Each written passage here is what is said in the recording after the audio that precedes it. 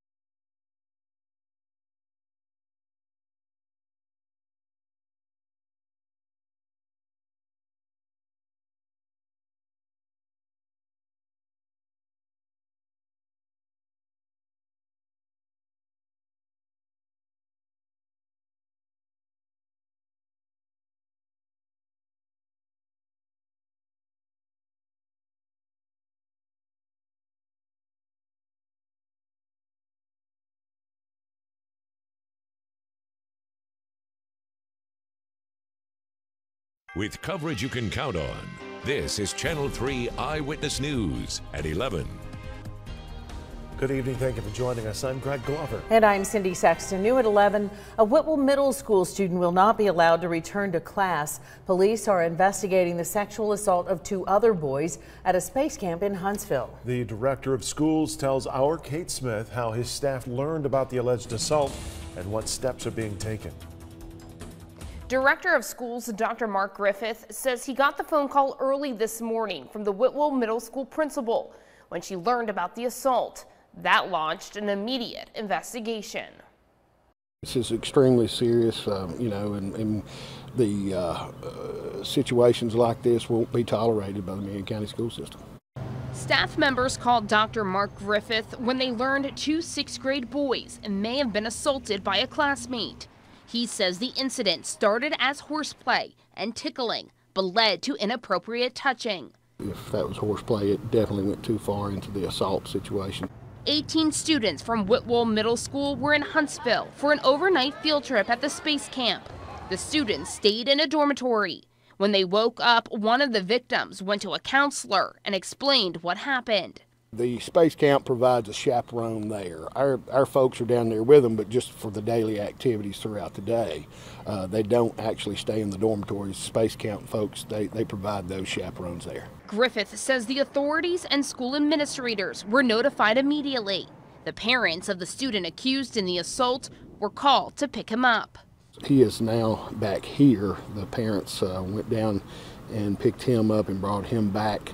He is facing expulsion depending on the DHA recommendation next week. School counselors were sent to Huntsville to be there for the 2 victims.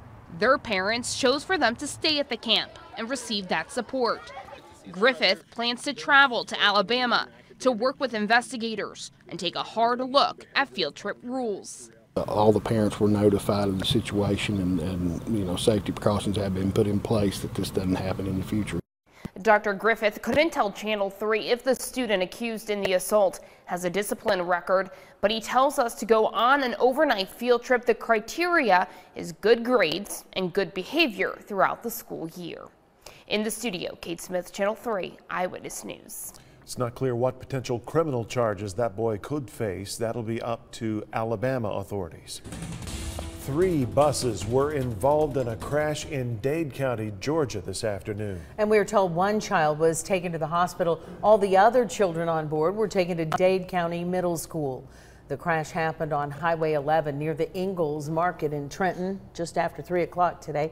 Officials say 7 students were checked out by EMS workers while at the scene and 1 student to the hospital for minor injuries. A witness who saw the crash describes the scene as hectic. Hectic, real hectic, like it normally is, but then you see fire and EMS and all that coming, and I was afraid somebody was actually hurt.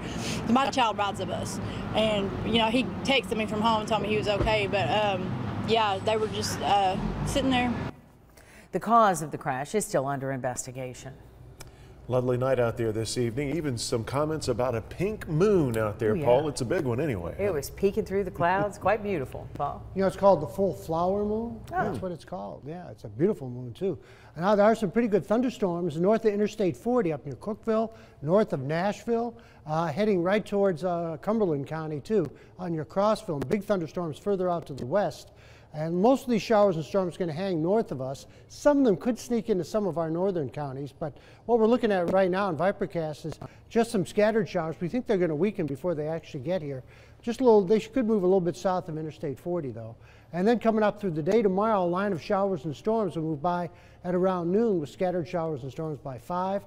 Into the evening and overnight hours, more scattered showers and thunderstorms will start popping up, and they'll go into the Blue Ridge. This is 7 o'clock in the morning on Saturday, and then by Saturday afternoon around noon, still some leftover showers into the Blue Ridge Mountains. Then we'll start to see some clearing into Saturday night, and Sunday looks like a fantastic day. As far as rainfall goes, the heaviest rain should be north and east of the city. We're thinking maybe an inch to 2 inches up there, but generally about, I think on the average, it's going to be about 3/4 of an inch of rain across much of the area. Now the complete 7-day forecast and a peek into next week is coming up in a little bit. Thank you, Paul. We're learning a little more about what happened in the days leading to the firing of the Red Bank police chief. Channel 3 obtained an email chain between the former chief, Tim Crystal, the city manager, Randall Smith, and the city's finance director, John Alexander. In the conversation, Crystal was concerned about the day officers would be compensated for Memorial Day. Smith and Alexander said it would be a month until they were paid. Crystal questioned the delay, saying, quote, "Is there a reason we can't pay them now? The 50 cents we earn will not kill us," unquote. Not clear if this argument led to the former chief being fired yesterday. We've been pushing for answers. So far, haven't had any of our phone calls returned. A Nashville police officer will not face charges for shooting and killing an armed black man at a traffic stop in February. At a news conference today, the District Attorney General Glenn Funk said Officer Josh Lippert had a sufficient claim of self-defense when he shot and killed Jacques Scott Clemens following a traffic stop. The DA said that while Clemens never aimed his gun at the officer or struck him, the 31-year-old stopped and armed himself in the middle of an altercation with the officer by picking up a handgun that he had dropped on the ground. He also said Clemens repeatedly refused commands from the officer. Since this incident, the Metro Police Department has made major changes. The Exxon store at Charlotte Pike in Nashville reopened Tuesday following the murder of employee John Stevens. Stevens, an 8-year employee, lost his life in a shooting there on May the 2nd. Store owner TriStar Energy will donate profits from the first week of sales following the reopening to the Stevens family. TriStar also donated to the Metropolitan Nashville Police Support Fund at the Community Foundation in recognition of their efforts to find the suspects and for the compassion for the family of Stevens. Chattanooga leaders are discussing plans to change the flow of traffic downtown. The city is considering hiring a firm to discuss converting some one-way streets to two-way streets. The city converted several one-way streets 10 years ago. This would be the second phase. The city still has 7 remaining one-way streets downtown, including portions of 5th, 6th, 7th, and 8th Streets. The idea is popular with people living and working downtown.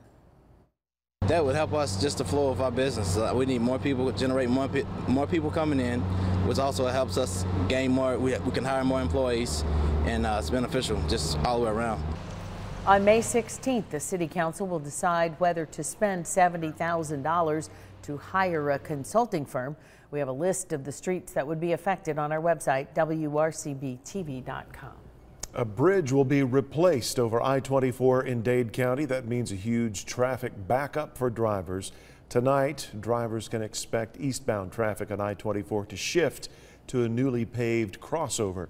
Then on Friday at 9 p.m., work will begin moving the bridge. TDOT says marked detours will be provided. The work is supposed to last until Mother's Day on Sunday. All of your traffic concerns, visit our website or download our WRCB app, free for Android and iPhone. Tickets for this year's St. Jude Dream Home are selling fast. If you're dreaming of owning that dream home, we are looking at a possible earliest sellout yet. After tomorrow, you will no longer be able to reserve a ticket at a Regions Bank location. They'll still be available by phone or online. The $650,000 home is located in the Eagle Bluff Woods community off Highway 58 in Chattanooga. The home will open on May 20th for open house tours. Visit WRCBTV.com for more information. And after the break here at 11, caught on camera, a fiery crash sent one man to the hospital. How others came to his rescue. Plus, no crying in baseball unless you spilled your beer. The epic video shows how this baseball fan caught a fly ball. Stay with us.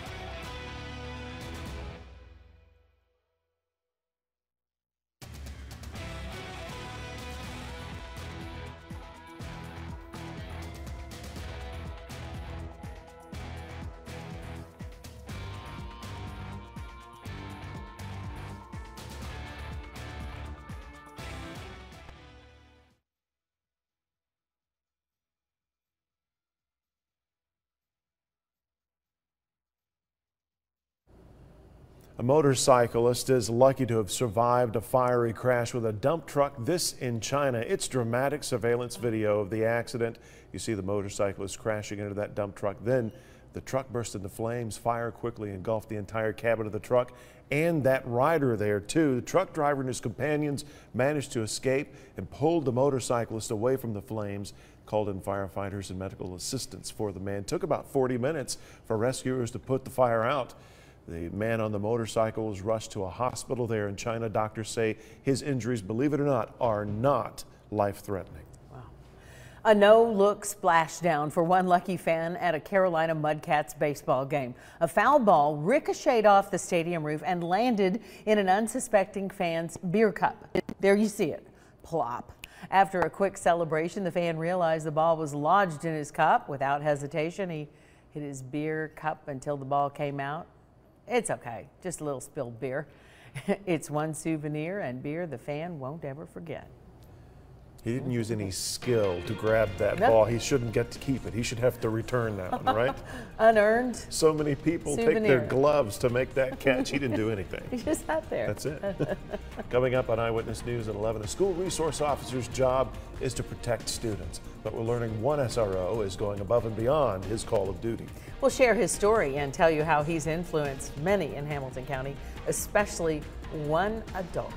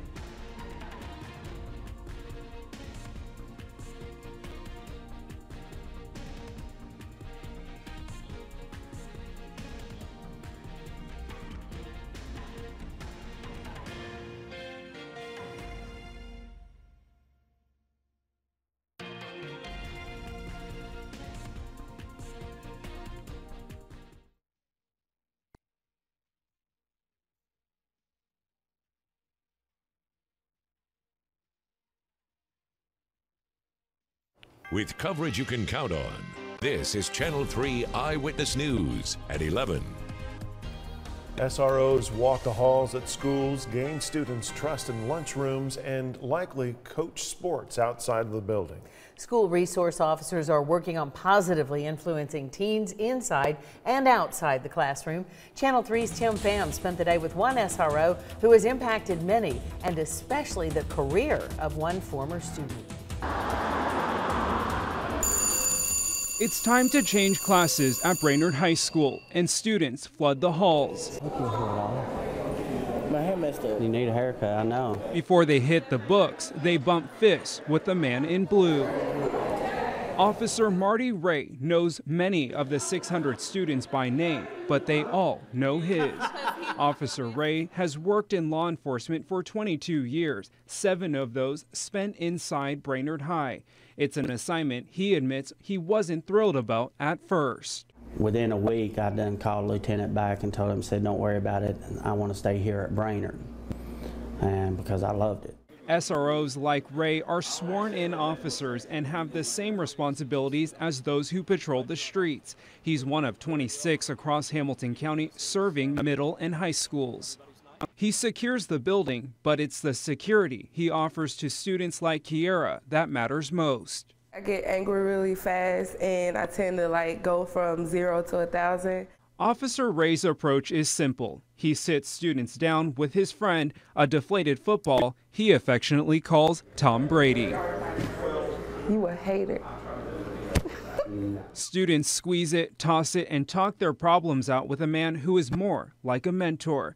It's an unlikely matchup in a neighborhood where Ray says police and the community are divided. Having them come up to you and say, Officer, you know you're the only 12 I mess with, because I don't like the 12 out on the street.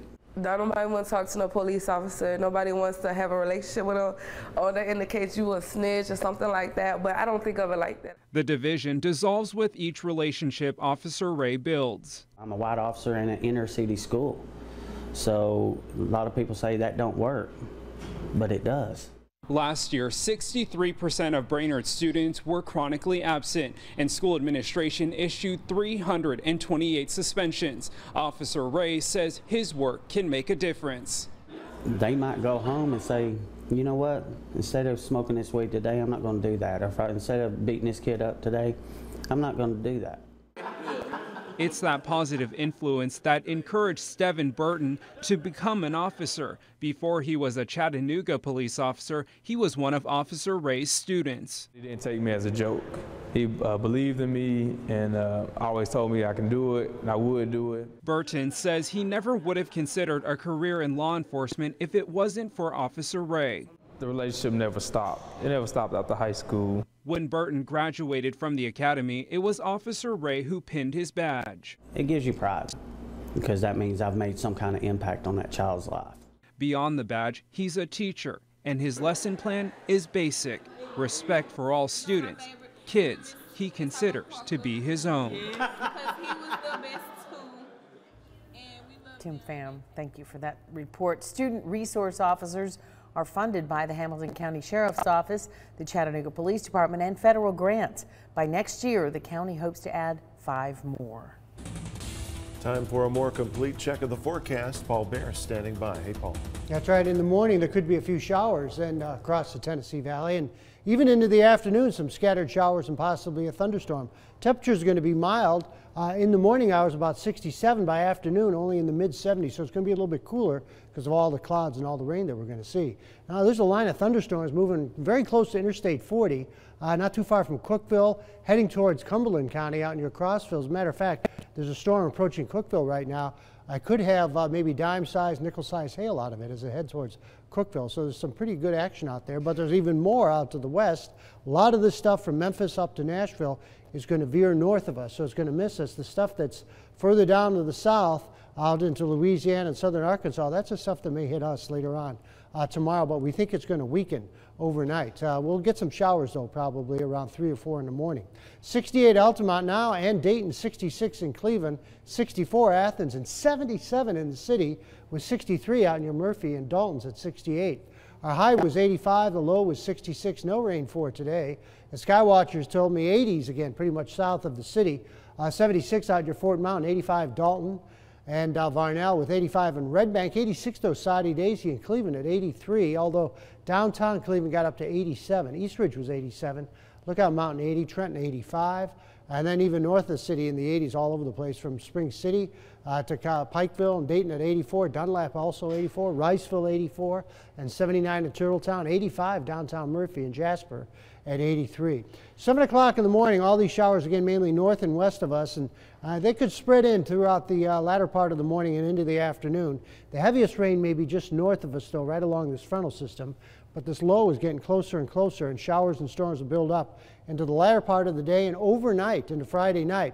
Now Saturday morning, these showers may be lingering depending how fast that low moves out of here, but by Saturday afternoon we'll start to see some clearing, and I think better weather will move in for Sunday. I don't think there's any doubt about that. We're going to have just a wonderful Mother's Day coming up. By Sunday evening looks clear. Monday looks clear. We'll start to see warmer weather come back in on Monday.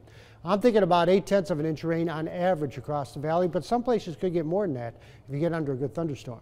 Tonight, a few more clouds. It'll be mild. Now for tomorrow, showers and thunderstorms, but it is not, I repeat, not going to be an all-day rain. They're going to be scattered. Some of them could be briefly heavy with 75 for the high. Tomorrow night, some more scattered showers and thunderstorms with 61 and northerly winds, so you might have to do a little bit of dodging. And then on Saturday, some morning showers. Best chance will be east of the city towards the Blue Ridge, and only 76. It'll be breezy too coming up on Saturday, but Mama's Day looks wonderful. 84, lots of sun, low humidity, and then warming up into next week, and looks generally dry until the end of the week. We may see an isolated shower too then. Paul, thank you. Okay. Mama's Day being nice is just perfect. It is. Yeah, it's going to be really good. Thank you. Okay. Next in sports, Ringgold tries to join 4 other local teams in the state baseball semifinals. Plus in Tennessee, McCallie opens state tournament play, all while the Howard Hustlin' Tigers make school history on the soccer field. That and more next in sports.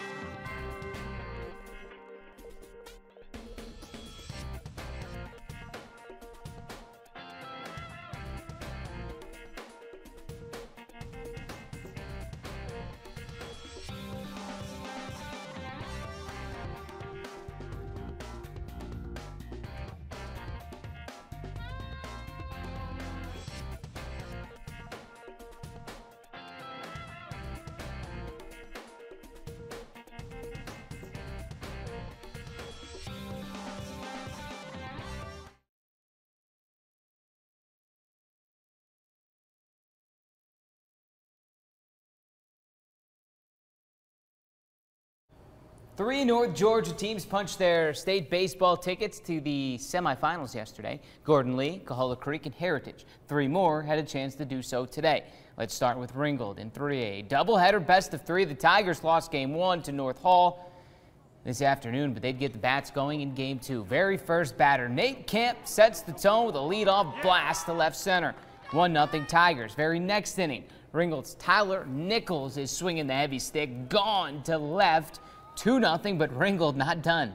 They go back-to-back. Ty Jones with the game's 3rd home run. It's 3-0, but 5 errors on defense hurt Ringgold, and North Hall battles back from behind to win it 6-5, eliminating the Tigers from state tournament play.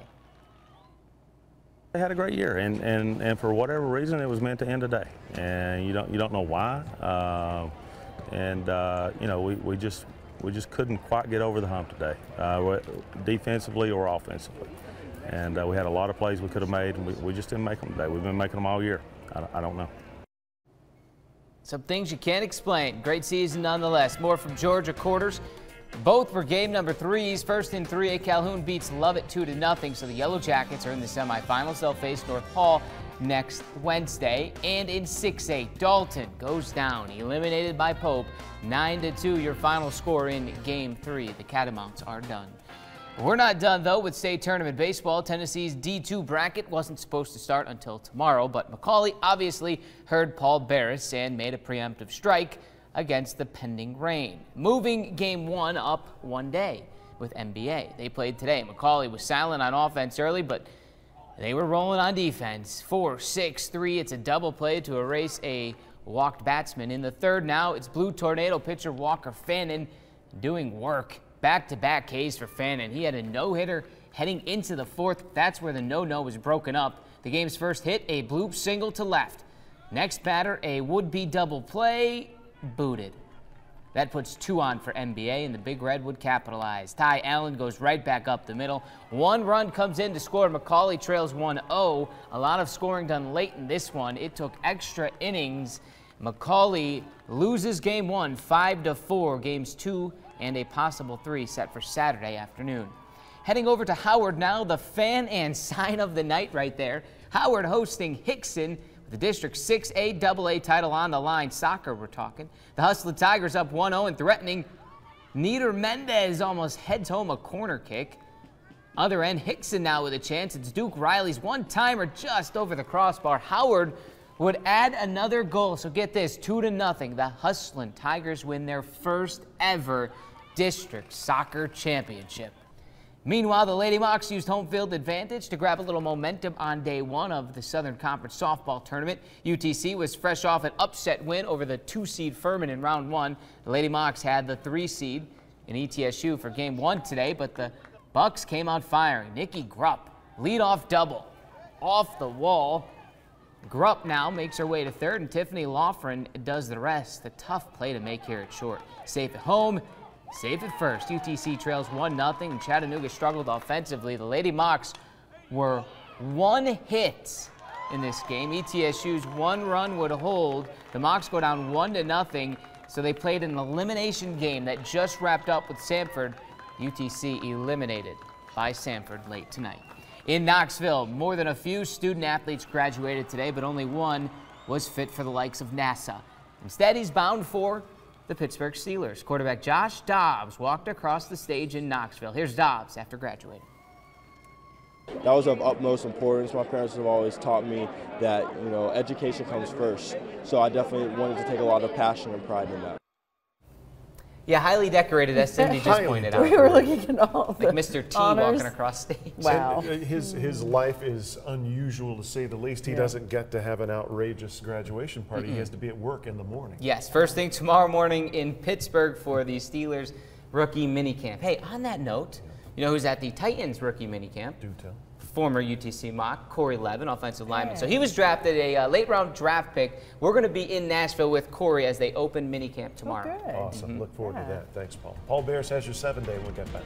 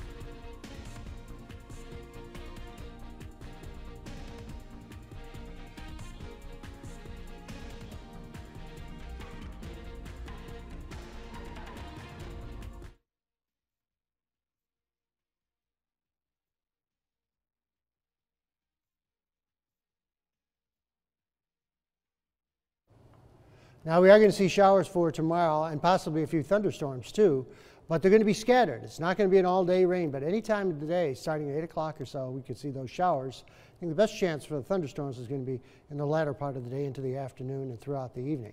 So an excellent chance for that rain tomorrow. Showers will fade out hopefully by Saturday afternoon, but in the morning there'll be a chance, especially east of the city. It'll be breezy, and Mother's Day looks wonderful at 84. Paul, thank you. Our late show producer's been saving this one, so I expect a huge payoff. For the second time in 3 months, a Georgia man has been arrested for an incident involving pork chops.